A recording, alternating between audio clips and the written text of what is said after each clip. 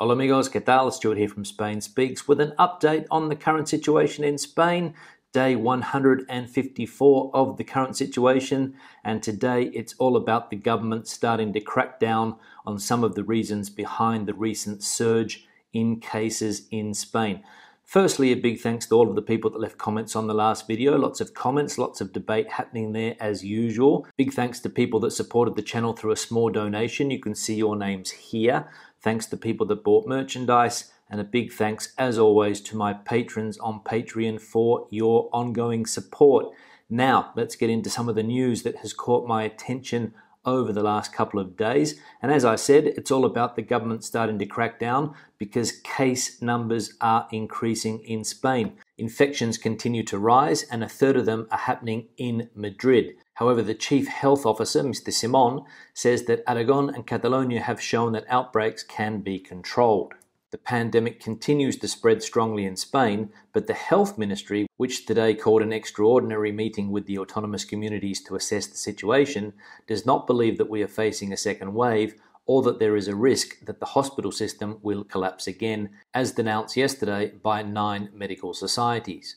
While Catalonia and Aragon are stabilizing their situation, Madrid continues to show an increase in the number of new infections, which yesterday reached 2,935 cases throughout the country, of which 842 correspond to the Madrid community. So those two main hotspot areas in Spain, Catalonia and Aragon, starting to stabilize, but cases increasing in Madrid, which is surprising given the amount of people from that city who are now in other parts of the country for the summer. Now let's take a quick look at a map and a graph of the new outbreaks in Spain. We can see here the evolution of accumulative cases over a 14-day period and per 100,000 inhabitants. We can see areas with less than 50 cases, areas with 50 to 100 cases, and areas with more than 100 cases. And down below in the last 7 days, we can see the number of infections, hospitalizations, and deaths, and the increases or decreases from a percentage point of view. And if we have a look at two particular areas in Spain, one with the most amount of cases per 100,000 people, which is Aragon, we can see 569 cases per 100,000, and the least amount of cases per 100,000 is in Asturias with 26.4 cases. So the map and the graph giving you an idea of the current situation in Spain. Now, we saw in a recent video how one particular autonomous community in Spain decided to ban smoking in public areas if social distancing couldn't be maintained. That was followed by another autonomous community, the Canary Islands, also coming out and saying that they would do something similar by banning smoking in public spaces. And yesterday, the Spanish health minister announced the closure of nightclubs and bars in a bid to slow the coronavirus spread. The minister detailed a raft of measures that were agreed at a meeting with regional health officials, including a ban on smoking in public when safe distancing cannot be observed. Spanish Health Minister Salvador Illa announced on Friday that the government is closing nightclubs and nighttime bars across Spain in a bid to slow the spread of the virus. He also explained that establishments such as restaurants would have to close at 1 a.m. with no new patrons allowed to enter from midnight onward. So first Galicia, then the Canary Islands, and now a nationwide ban on smoking in public spaces if, of course, social distancing can't be guaranteed. And it's a 2-meter rule. Now, obviously, with the closure of these establishments in Spain, discos and nightclubs, the owners of these venues are not happy, and they have said that they are studying the possibility of suing the government in order to get some type of compensation. Several associations have confirmed that they not only want to appeal the current decision, but they are looking into taking it to the courts so that they can be financially compensated for the closures. So the government's made a few more enemies there, nightclub owners and smokers, but the government obviously feels that it's what they need to do given the increase in cases in recent times. And as we have mentioned, case numbers in Spain not looking good compared to other European countries, especially other countries in Europe that also have tourism industries like Portugal and France. Portugal in particular is a country that is keeping numbers under control, and nightlife is something that has been curbed in Portugal from the beginning. Now, some more news quickly related to the health situation, and Euskadi, or the Basque Country, is the first community in Spain to declare an emergency in the face of a second wave of the disease, and the Basque government will declare this health emergency next Monday. So the Basque Country, they're the first autonomous community to declare a health emergency, and I'm sure that more will follow in coming days. So stay tuned for that. Now, another European country has come out and put Spain on the travel destination blacklist. Germany has put most of Spain on a COVID-19 quarantine list. They have decided to declare nearly all of Spain, including the tourist island of Mallorca, a coronavirus risk region following a spike in cases there, government sources told Reuters on Friday. The move by Germany deals a blow to the hopes for a swift revival of mass tourism. Now, the fact that the Balearic Islands are now on this list is a bit strange, considering that just a couple of months ago that was the first place that opened to German tourism, and now they have decided, according to them, because of the spike in cases, to put the Balearic Islands on the blacklist. So terrible news for that part of the world because they depend a lot on German tourism. So no British, no Germans. Who is going to go to Mallorca this year? And finally, some news about the former Spanish King Juan Carlos, an opinion piece from the New York Times. We can see here the immoral double life of the former King of Spain. An outdated culture allowed King Juan Carlos I to become a lobbyist for Arab dictatorships and to hide his fortune for decades. An outdated culture of allegiance, the opacity surrounding the Spanish monarchy, and a constitution that exempts our kings from any criminal responsibility sent the monarch the message that he was above the law. His immunity from prosecution, designed to give stability to the institution of the crown, was used to amass a fortune primarily through millions of dollars in presumed kickbacks from Arab dictators. He acquired such a wealth that in 2012, in the middle of the Great Recession that left 25% of Spaniards unemployed, he transferred 65 million euros to his lover, Karina Larsen, a German businesswoman. So there you go. That gives you an idea of the type of corruption that Spaniards have to deal with. We've all seen it on a political level. Now we're seeing it at a royal level. So basically things like this leave Spaniards asking the question, who can you trust? No transparency, immunity from prosecution. He was allegedly able to amass a huge fortune through kickbacks. And as we saw in that article, in the middle of the Great Spanish Recession, he sent 65 million euros to his lover in Germany. That is what I call taking the PISS. So a very critical opinion piece there in the New York Times. Now let's have a look at some of the comments from the last video. First one here from Lloyd. Thanks for these interesting video clips. I'm here in the Alicante region with my partner visiting family. I must say that I have been impressed by the serious approach so far.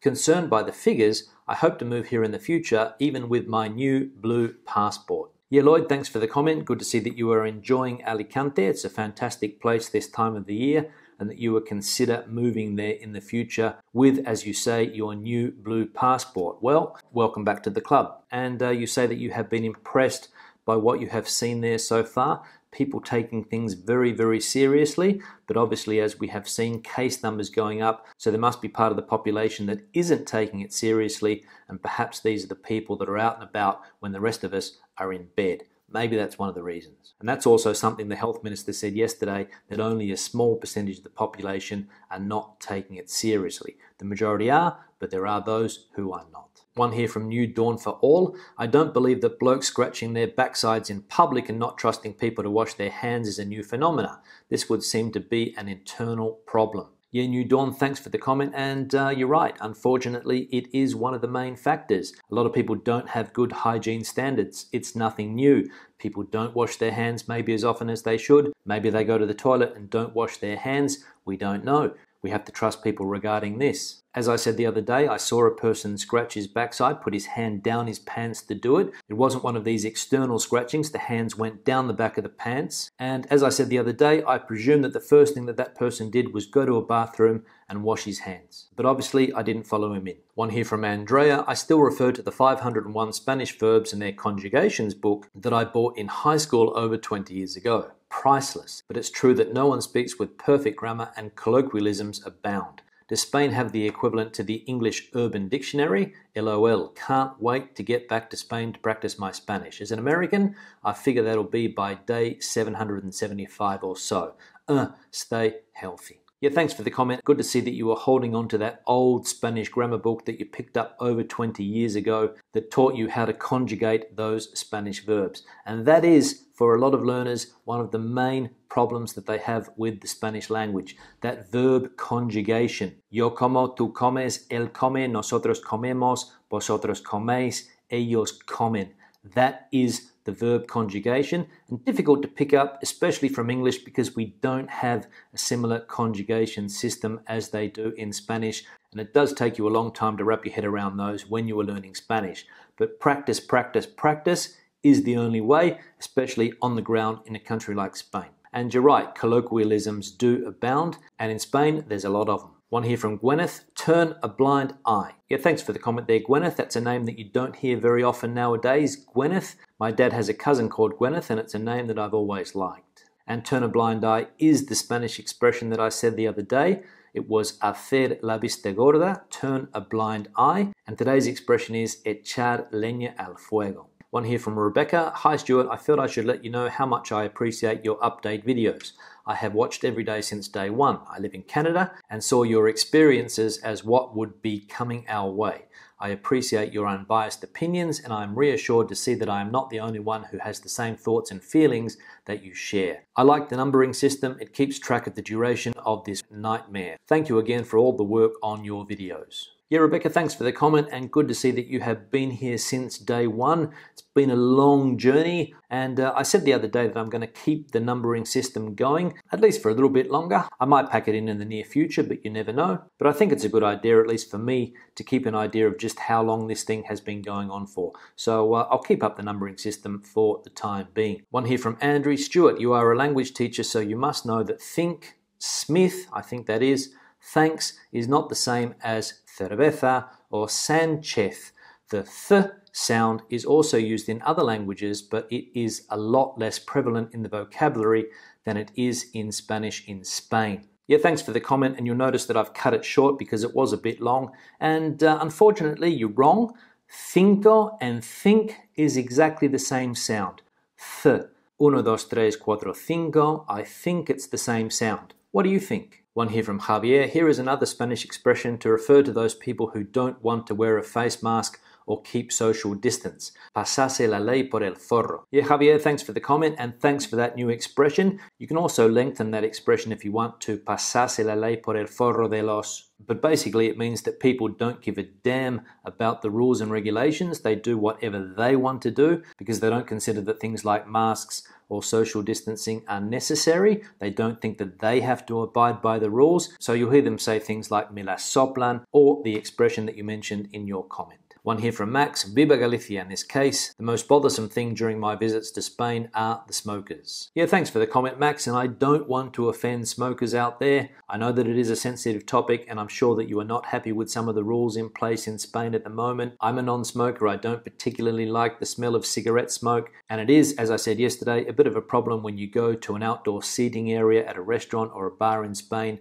and you sit down, try to have something to eat, try to have a drink, relax, and you've got a group of 5 or 6 people smoking cigarettes constantly sitting next to you. It can be a bit annoying, and for the time being now, it's not an issue. One here from Malk. Isn't this rise in cases linked to the fools who opened the nightclubs and obviously the youngsters who attended? Yeah, Malk, thanks for the comment. According to the government, it is one of the reasons, and that is why they have now put these measures in place. You could argue that they have taken a long time to do it, should have been done sooner, and maybe we wouldn't have the increase in cases that we have. And various night spots in Spain have caused outbreaks in recent times. There was a case in Cordoba, there was another case in the Basque Country, and you can see now what is happening there. And we could ask the question, why were nightclubs allowed to operate until 5 or 6 in the morning, when in other countries in Europe, all of these activities have been stopped? But as usual, Spain seems to be a little bit late to react. On that note, I'll start to wrap the video up. Questions or comments, please leave them in the section below.